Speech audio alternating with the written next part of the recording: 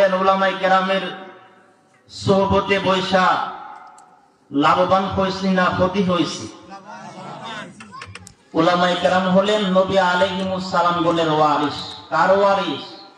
নবী আলাইহিমুস সালাম গণের ওয়ারিস। আমাদের নবীজি তো শেষ নবী, ওনার পরে আর কোনো কি আসবে না, নবী আসবে না। কেউ যদি নিজেকে নবী বলে দাবি করে সে কি সত্যবাদী নাকি মিথ্যাবাদী? জোরে বলবেন, সে কি সত্যবাদী নাকি মিথ্যাবাদী? এই যে মির্জা গোলাম মোহাম্মদ কাদিয়ানী নিজেকে নবী বলে দাবি করলো, সে কি সত্যবাদী? সে কি মিথ্যাবাদী? এই জন্য তার অনুসরণ যারা করবে তারাও কাফের। কি বলেন?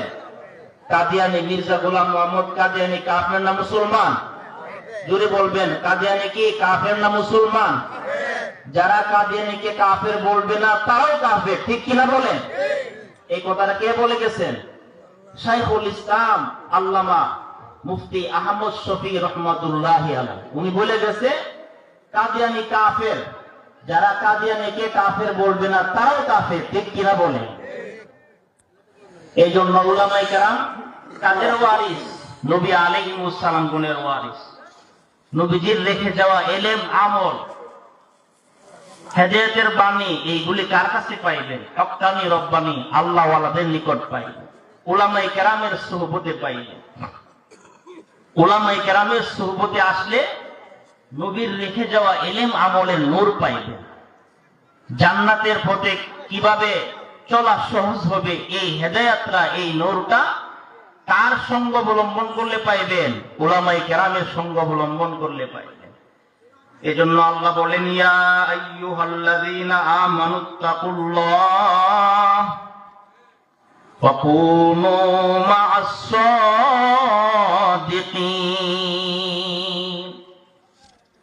আল্লাহ বলেন, হে ঈমানদার, তুমি তোমার ঈমানকে মজবুত বানাইতে চাও, তুমি তোমার আমলকে মজবুত বানাইতে চাও, সত্যবাদীদের সঙ্গ অবলম্বন করো। গুনার কাজ বর্জন করার পরে নেককার লোক যারা আছে, আল্লাহওয়ালা যারা আছে, সত্যবাদী যারা আছে, তাদের অনুসরণ করো, সত্যবাদীদের অনুসরণ করো।